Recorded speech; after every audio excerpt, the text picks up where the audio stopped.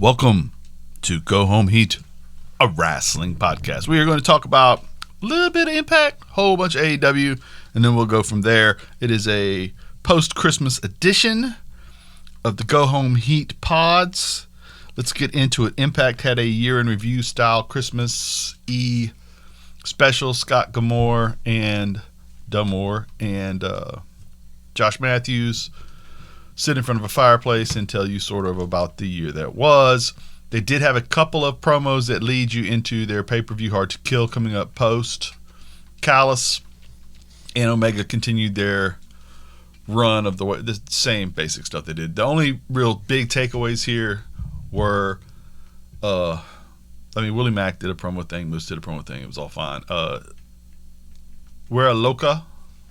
Taya Valkyrie. Yes. Had a banger of a little promo where she explained her place in the pecking order, and then Deanna Prazo countered with a promo, and which was maybe not as good. Yes, correct. But they did show they did show the Deanna Prazo versus Jordani Grace match in its entirety, which I thought the was, Iron Woman match. Yeah, which I loved. Dude, that's like legit women's match of the year candidate. Like it is absolutely, or just straight up match. It's a top 10 match of the year. Oh, it's great. Yeah, and I totally agree with you on that. It'll probably be in my top 10 this year, and so which is great. But other than that, that was about all the takeaway there. There'll be another one this weekend, and there'll probably be another couple of good matches from the year in there, and plus some other talking. Now, but hey, they also gave their talent off for the holidays, so that's good too. Dude, Impact's one of those companies that I always like. I don't know, just like the way they seem to treat their employees is admirable.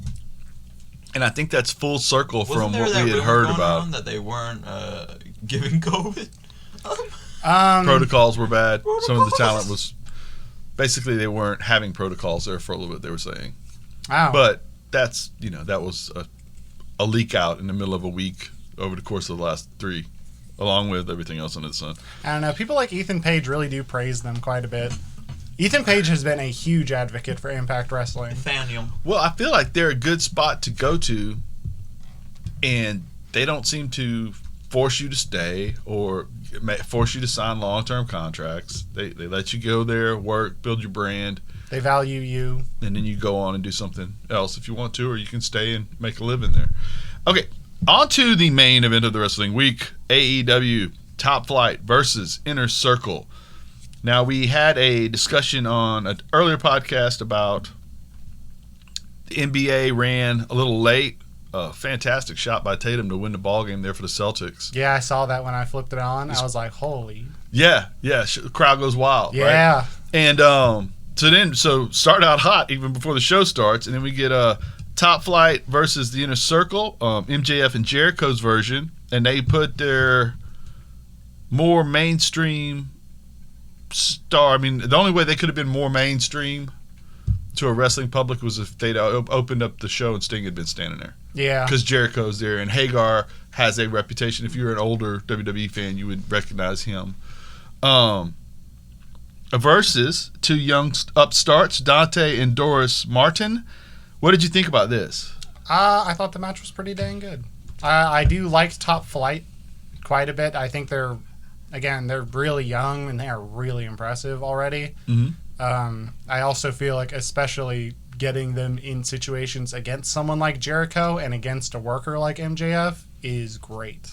I thought they were great. Yes. I thought they were great. I thought Jericho and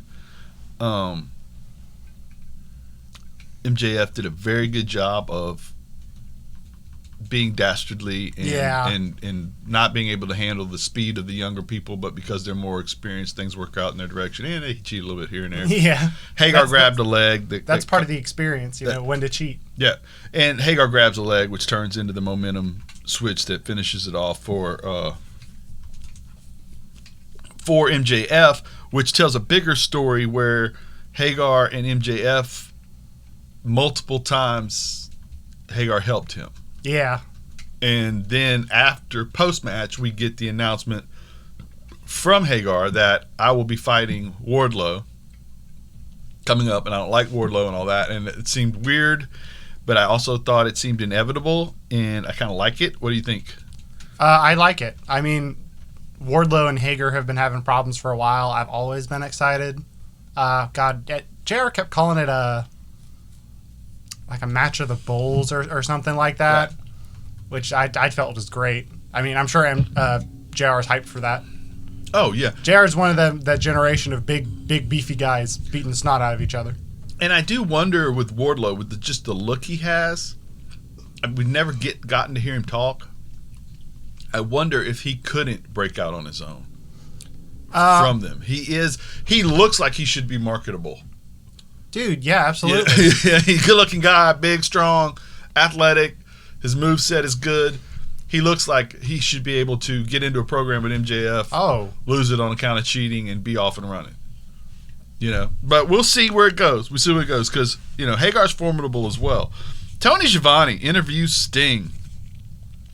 Sting speaks glowingly of Dusty. I believe he goes over the setup for the California version of Sting early in Stinger's in the Little Stinger's career. Yes. Post what was the name of that tag team he was in with the Ultimate Warrior? The Blade Runners. Yeah, dude. Yeah. Post Blade Runners, he gets into WCW and Dusty takes that gimmick and turns it enough to make it really marketable. And it is for that time period. He's the Cena of his time, and then he becomes the WCW answer to Taker. And what a career that is alone, much less what he managed to do post that. And then here we go with the Joker Sting and tweak, much like the Undertaker. He was able to tweak that Sting face-baked character here and there, and then kind of in a way, including the WWE run and here, pull it back into a Mike-centric version of the quiet Sting. Yeah. From before. Yeah. The elder statesman, seen it all, been there, done that. He speaks glowingly of Cody. He speaks glowingly of Cody having a wrestling company that he could get involved in. Go ahead. I did want to bring up how good his Dusty impression was. Oh, yeah. It was really good. Don't you think anybody, all those WCW guys have good Dusty impressions? Straight, yeah. I guess they just heard him talk a lot. Paige has a really good one. It's just imprinted. Yeah, sure, because of course, he was probably the predominant voice in all their heads for, first of all, he has the cachet. Yeah. Second of all, he's not a wrestler. Like with Flair, he has the cachet, but he still is trying to carve out a spot for him on the show too. Yeah. Whereas Dusty can be the confidant you can go to and say, hey man, do you think I can do this? Do you think I should do that? Can you get me 2 more minutes? Can you talk to Bischoff? Talk to Bischoff, give me 2 more minutes. That kind of thing. Yeah, absolutely. Oh, baby. We can get it done, baby. And so anyway, he was great at that. He talks up Darby Allin. He continues to mention the jungle, which I believe is a reference to the Serengeti, so I'm 100% sure Monty Brown's coming in. I'd pop. Yes. I'd probably have the biggest pop in the whole country for Monty Brown. Pounds! That's not going to happen, people. That was just me dreaming. Okay. Period.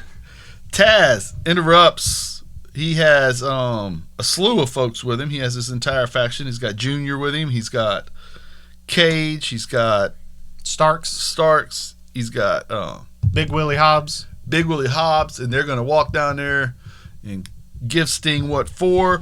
Now, when he walks out there, Darby is in the farthest place in that building that he can be from Sting. Yes. Somehow, in the blink of an eye, Darby is standing beside Sting. And that leads me to believe that is why the FTW faction did not attack. It wasn't the bat and the skateboard. It was the teleportation. The acknowledgement that Darby has some form of a superpower, because I don't know how that dude got down there that fast. He repelled, obviously, like Sting. Yes, that had to be it, because I couldn't believe it. But anyway, nobody wanted to. Cage was, I think, willing to come down and fight him with the bat, but that didn't happen. And so we know where the program is going now. Some form of Sting versus FTW versus Allen. And I don't. I'm a little scared of Sting being in the ring with any of those guys. Ricky Starks, being there with Ricky. Dude, Ricky's phenomenal. Ricky could help him out, not hurt him. have a good match. I don't think I don't think they're gonna have like a match. I hope not. Especially if it's like Cage. Even if like if it's Cage, have a match in the snow so the bumps don't hurt. They might not even have like have a match on a trampoline or something. They're gonna have like a gimmick match, and they're not even gonna like tell Sting. Hey, he thinks it's a shoot, brother. Yeah. Moving along, Jurassic Express versus number 5, and now to our point about you're on the tail end heels of a show with a lot of viewership, the NBA thing, and a different viewership for a crossover promotions. They did break Sting out. Yes. Quickly in the show, just in case. Then we get Jurassic Express versus 5 and 10. This match was brought to you by the non. That reminds me, somewhere in that show on Impact, Tony Schiavone said that Tony Khan is the only non-carny owner in pro wrestling, which was funny to me when I saw Jurassic Express roll out there onto the. Yeah. Yeah. And I like the only non-carny. It's like is a bold statement. It's wrestling. You're all carnies. Yeah, and that's okay. It's always going to be carny. It's like I'm on a podcast. I can't say I'm not a mark.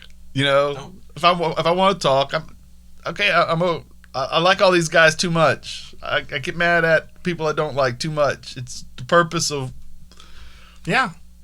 distraction, which is what we're here for, right?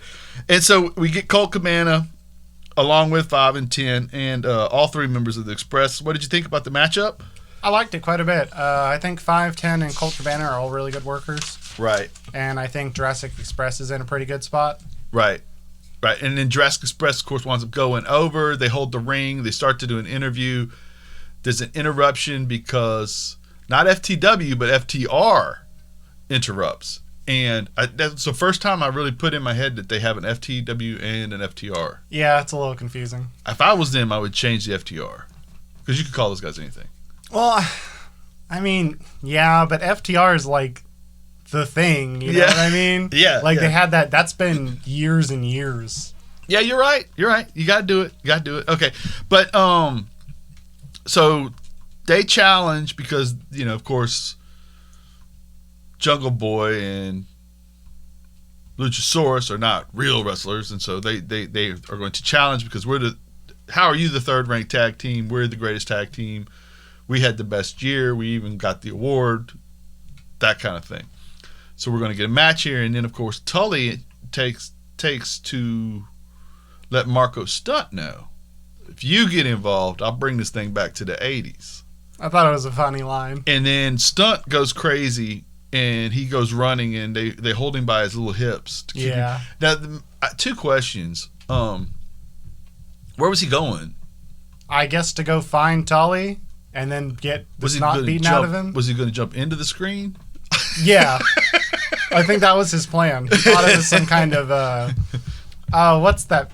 There's like a bunch of pieces of media where you like leap into TV screens, but I can't think of one for some reason.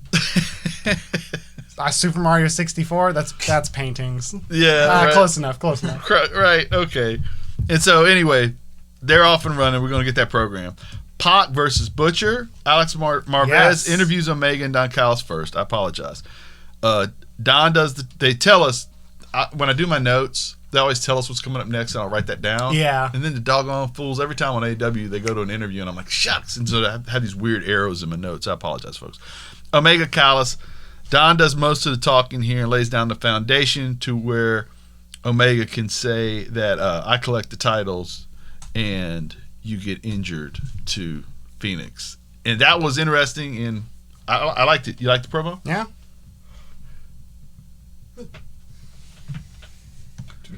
Then we move into Pac versus Butcher, and I loved this match. Kingston on commentary. Dude, Kingston was great. Like, I know he's always great, but he, like, especially great. Ornery. Dude, he hates Shivani. Oh. He hates Excalibur, too. Yeah, which makes it so much better when he's just blasting them. Dude, this was like Dunk on Shivani night. It was. Every segment Shivani was in, someone took a swipe at him. Oh, yeah. And then, like, afterwards, Britt Baker was like, oh, another Tony Schiavone interview Sting segment. But I thought the match was really, really well done and put together. Penta was outside. Butcher dominated a lot of the action, which is surprising to some people, but he's much bigger than Pac. And he had a little bit of help from the Butcher and from the Bunny and Blade outside. And that the distractions keep it close, but Pac winds up with pulling the black it out. arrow. Now, yes, but Butcher gets distracted when Kingston says something to Archer. Archer comes out and Kingston pops off to Archer, and that turns into something right there, which causes Butcher to turn away and allows Pac to get the opening to get the win on the Black Arrow. Right, which was great. Dude, such an impressive move. Oh, dude. Good Lord. Dude, Pac is the man. He really is. He can flat out do it between the I loved this final stretch to this match with Kingston yelling at Butcher to just get on with it instead of, giving him a chance, and then Archer comes out and then they get into a tough great. I thought this was a really good segment. Then we move on to Kip Sabian, Penelope Ford, and Miro telling Tony when the wedding is going to be, February 3rd. Congratulations. Beach break, maybe cold wherever that beach break is, but good for them. Weddings on beaches are great. I live in a town, work near on a beach. Yeah, I bet you've been to a lot of them. Been to several. Yeah. Been to several. They're beautiful pictures. That's what they are. Sand in the eyes is not always great, but okay, wind on a beach can be problematic. Yeah. So if you're lucky, a wedding beach can be just the most beautiful thing. If you're unlucky, that's how these things go. Yeah. That's how these things can go. Anyway, then we wind up. Oh, by the way, Trent gets taken out in an ambulance. Evidently, he has like a legit arm injury. Yeah. He got it in a match a couple weeks ago. Yeah, I know. It's a bummer, but this program was bad. So. Exactly. I can't say that I'm disappointed that it's getting furloughed. I'd rather see Trent move on to a different program in another way. I'd rather see Trent literally do anything else. Right. However, getting hurt did end the program. Hikaru Shida versus Alexa Grace. What did you think? Pretty good match. Pretty good. Abandon winds up distracting. I like the pre-match attack, the quick pre-match attack into the during match attack into the post-match attack. Yes, and then she bit her and broke her skin. Yeah. Sheeta goes over. Sheeta looks formidable. The wrestling part was okay. Pretty good. Abandon looks crazy, psychotic, semi-undead. Biting her neck. It was awesome. Willing to bite to the point where you break skin, which is gross. Incredibly gross. Especially now. Especially with the pink eye that poor woman has that's biting her. Yeah, jeez, you never know. Abaddon. Abaddon. Yes. Mm-hmm. Okay. Abaddon. Yes. An acclaimed music video is next, and I thought this explains why they gave them live mics. Yeah. They were pretty good in this. Yeah, no, the music video bit was way better than some of their they're not freestyles, but some of their rapping in the ring or backstage. Yeah, I don't think the segment where they came out and rapped was great. No, but now you can understand kind of why. Oh, yeah, absolutely. Like, Max Caster was on Dark for a while, and he would... That's just like his gimmick, is to just drop diss tracks for opponents, which I thought was neat as hell when it was on Dark. But I did see mostly his videos that he would do, which seem a little more... And it allows for you to start over and try again and all that. But not that they can't incorporate this into the live performance. They probably can, but you can do... Like, everybody... Look, man, R-Truth is a gift. That dude was out there doing what's up and all that, and he does it to 100,000 people. He does it to 20,000 people. He started out doing it in jail, and like the fact that you can have the self-confidence to do what you do. Like, people talk off topic, but on topic. People talk about how, well, all that dude does is go out there and tell jokes. Imagine how bad you feel when you tell a joke in a room with your family and it doesn't go over. Try an improv at a comedy club. and then you got new material. You're good enough to get it. Then you got to do it in front of people in the theater. It's like, oh. Then, well, like they said, Johnny Carson used to make comedians. You got 3 minutes, kid. I got 3 minutes. I got a million jokes I know. I got to tell the right ones in 3 minutes to make my career. That stuff is hard, dude. And this is the same thing. You're walking out in front of people live talking and trying to have a rhythm. Yeah, that. Everybody sounds good in the shower, except for Ray. He's terrible singing in the shower.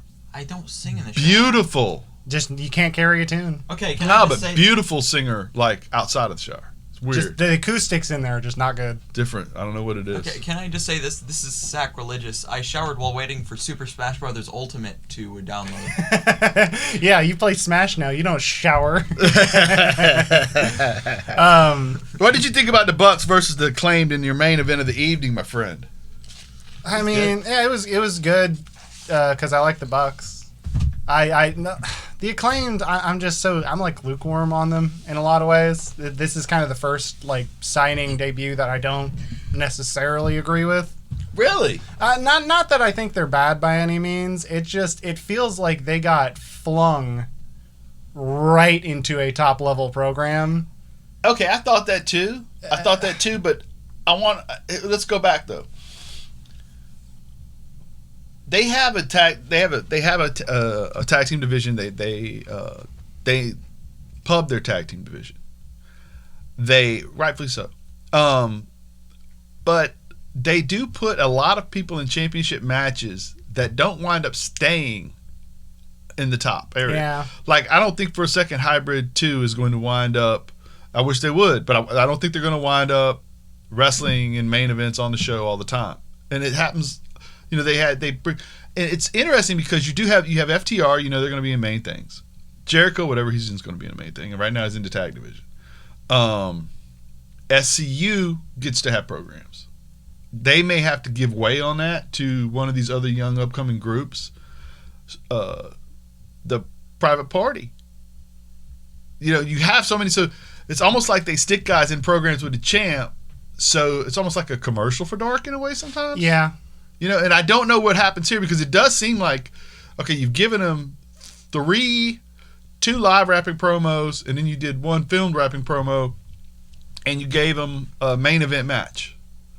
Like, literally the main event. Not you're wrestling a main event guy. No. You're the main event of the show. Yeah. So it does feel like they're getting the spotlight and they're going to stay there. But it isn't necessarily the case because we've seen guys fall back before. And we've seen guys in programs with Cody or whatever, and then they go away for a while and come back later on. And it rarely do people come out of these programs looking worse. Well, no, you're wrestling the champ. Yeah, exactly. It's like worst case scenario. Oh, those guys went toe to toe with the champ. Right. Even if they lost, even if they cheated, that's still something. And that's one thing about AEW is they don't have a lot of squash matches. Yeah. Usually there's some form of a back and forth, so everybody gets to keep a little bit of their steam no matter what. And this was very much hotly contested. Yeah. It was close the whole time. Yeah.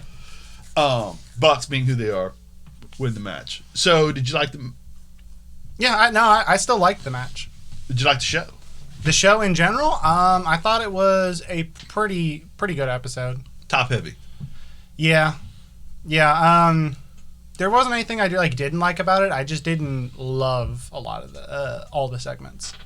Right. Again, not downing though. I don't think any of them were not salvageable or bad or anything. Just that's what Ray always says, that the floor of AEW is pretty high. Yeah. They've never bored me. They've had bad segments, but they've never had a boring segment. They never walked out there and just bland, boring. They've never had a Baron Corbin. They've never gone out there for 25 minutes.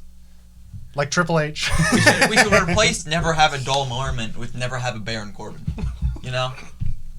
But they also don't tend to. They throw enough stuff at you that over the course of 2 hours, you come away positive. No, yeah, absolutely. Yeah. It's like I had a good time watching that episode. Right. They do well. That was good. So we enjoyed that the show on AEW this week. I'm gonna kick it to my man New Japan Jared, there's not a lot going on in Japan right this second for the holiday, but he wants to talk about a vote rating thingy. Yes, Jared. Yeah, so Kenny posted on Twitter that the Omega Okada match from Wrestle Kingdom 11, that it was voted by New Japan fans, I'm assumably in Japan, the greatest Wrestle Kingdom match of all time. Which that is a high bar, but if you think about this match, that was their first match out of the 4, including the fourth one, which was the hour and some odd minutes, 2 out of 3 falls match, 7-star match. Oh wait, the fourth one was the one at Dominion. Yeah, the fourth. Yeah, the fourth. Yeah. So I think they only have one match at Wrestle Kingdom, which is crazy. But it was Omega Okada at 11, which is, go watch it. It's the match is so wildly influential. That was the match that whatever broke the rating scale or whatever, which is, I don't think is as important as you can kind of clearly delineate a point before and after that match in a lot of ways. How so? In terms of Okada being the world level main eventer, Okada being just the guy to have the greatest matches with. So you're saying before this match, Omega was the best bout machine? And then I'm saying after this match, he was the best bout machine. They were both at that moment in time the guy to have matches with. Right, and after it, it just the shift of popularity, the extra eyes it got from America on New Japan, in large part due to this match and the popularity and the acclaim it received from Dave Meltzer. All that, in some ways, it kind of is it smooths the road towards AEW. Okay. That's kind of where I'm saying it's majorly influential, because making Omega that top level player, that guy who you gotta watch him. Right. Well, so strong that people in the U.S. tune into New Japan. And to your point, we always associate Cody with AEW. Yeah. And it had to be 4. Yeah, oh yeah. It had to be Cody, first of all. It absolutely had to be Cody. The cachet that comes along with the Rhodes name. It had to be the Bucks, because they were the indie darlings who also had created a merch marketing scenario outside of the WWE. And created hey, even as an indie performer or a New Japan performer, you can make a ton of money outside, but you don't need a corporate machine to be rich in this industry. Omega was the bell to bell. It had to be Omega. It also kind of had to be Jericho, but he wasn't. It had to be Jericho, but he didn't have to be an owner, because you do need a big signing. Yes. You know what I mean? Because it's easy to have somebody when you say, I'll give you a piece of the company. That's easy to sign somebody, right? This guy that's a billionaire says, hey, you want a piece of my company? You come over here and do what you do already. Of course, right? So you do need the big signing. But to your point, they had to have Omega. Yeah. Because he makes it legitimate from bell to bell as a single star. Now, I thought the turning point and correct me if I'm wrong here, but I thought the turning point on Eyes on New Japan Wrestling had to do with Cody Rhodes and that bear that he used to go to the ring with. That bear? Didn't he go to the ring with a bear? A bear? Man, I think he did. Interesting. That's very rude to Brandy, I must say. No, Brandy was with the bear. A bear?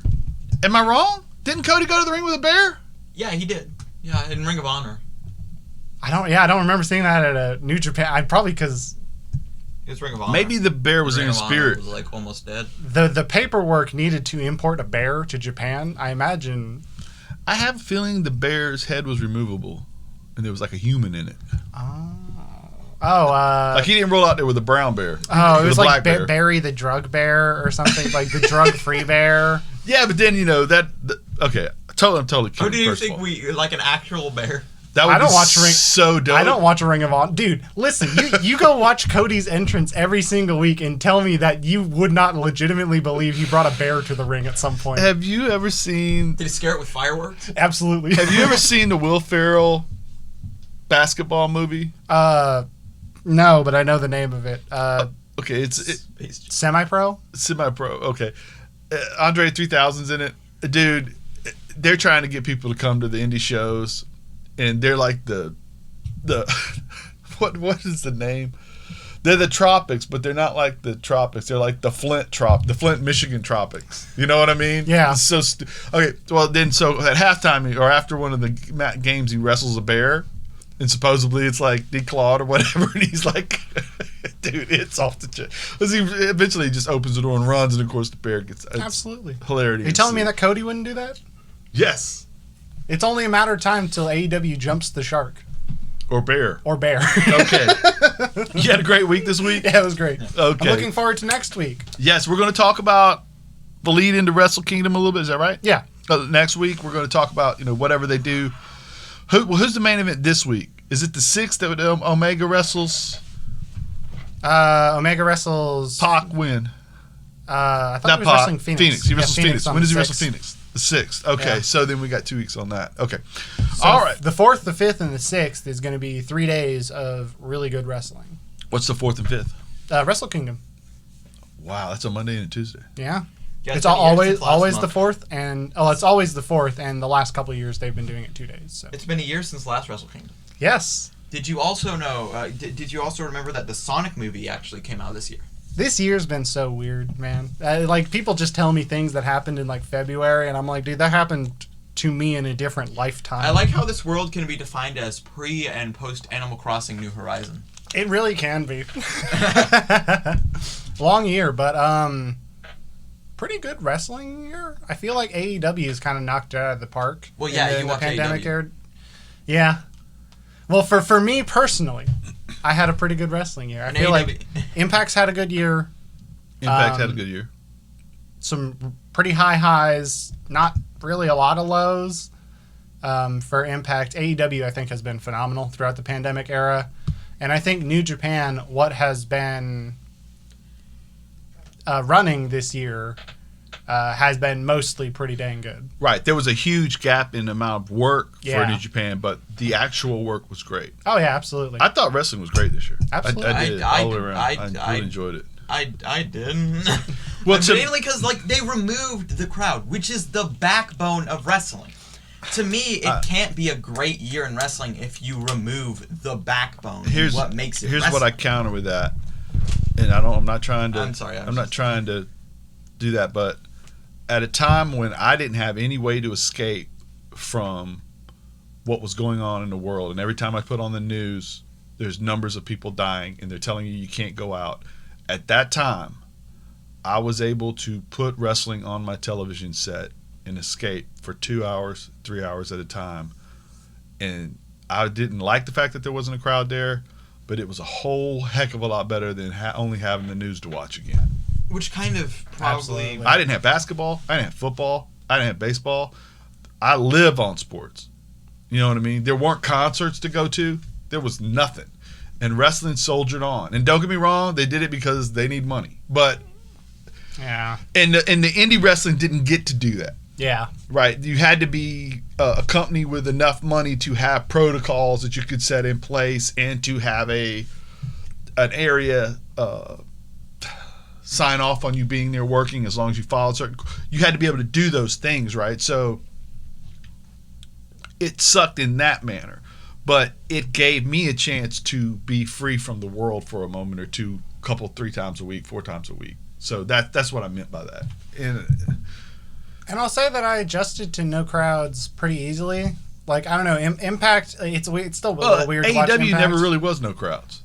They lined. Yeah, AEW did a very smart thing with putting wrestlers. Impact does it a little better than WWE, where WWE are just piping in crowd noise, and it's so fake and overtly done that none of it comes off as genuine, even the promos. Dude, what I love is that you have been able to mention WWE's fake crowd noise in probably 45 different podcasts. Exactly, because it's such a bad problem and it needs to go. Right, and you said that same sentence. Exactly. 49 times. Exactly, because it needs to be echoed and it needs to be stopped. I will say, Japan getting back to running shows with like actual crowds, even if they're quieter, even if they can't like yell in something. That is still freaking. It is great. So comforting. A sidebar to what we're talking about in the world. It is so comforting to see that somebody's gotten through all this. Yes. Oh my god. To the point where, and you kind of knew they were a little ahead of the game because if you watch New Japan Wrestling enough, you know that they wear masks anyway when it's flu season. Oh yeah, that kind of thing. Tons of people wearing masks. Right. And then you saw how the first couple of shows back, you'd have 4 people in a section, none sitting side by side, or 2 people, 2 people, 2 people. And now it's kind of almost normal-ish. And well, I will say with the Tokyo Dome show coming up on the 4th and 5th, they're like Japan's putting restrictions on how many people can go to events, and it's like 5,000 instead of the 16,000 they were planning. Yeah, which I mean, that's great. 5,000 is still pretty good compared to no crowd. They're following, compared to nobody. they're following safety procedures, and that safety procedure, and we know they were stricter than most people were anyway to start with. So you can kind of trust their opinion on this, right? They're not doing it just for money because they were willing to lose money without people there, and they extended the amount of time they didn't work. Yeah. To think that they're comfortable with 5,000 people being in a room, it's an incredibly large room. Yeah. You know, that's great. Yeah. That's absolutely great. And again, it was just so strange that you found a weird glimmer of hope when you first saw bodies outside of the ring. It's like, oh my god. Yeah, or when AEW, it was a little problematic because at first you would see people in the crowd without their mask on. They've gotten better about that. Well, another thing too is sometimes you don't.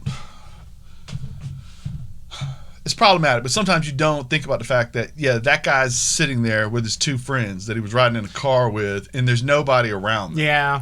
You know, and they're also sitting outside on the front row of a railing. Nobody's in front of them. Nobody's behind them. Nobody's to the left or right of them. It looks weird to us because we're so used to whatever, but they rode in the same car. Yeah. You know, so it's a little different, but it just felt weird, right? Because we're so used to it. I felt comfortable when but let's make that a wrap. This was a good little show. We enjoyed ourselves. We hope you enjoyed it. We hope that we get to be in rooms with one another soon. That would be neat. But for New Japan Jared, yes. For Go Home Heat Kid, Baron Corbin fan Ray. It's not even like I don't get why you keep saying Baron Corbin fan. Like it's not even. Well, considering you criticized him like 20 minutes ago, I figured it was a joke. All right, we'll go back to Ray Tatooine. Yeah, actually, I'd probably prefer that. Ray Tatooine. For Ray. KP, who are you a super fan of? Me? Yeah. I'm a Colby Lopez fan. Yes. Colby Lopez fan. KP. Colby Lopez Young is Bucks not cool. Fan.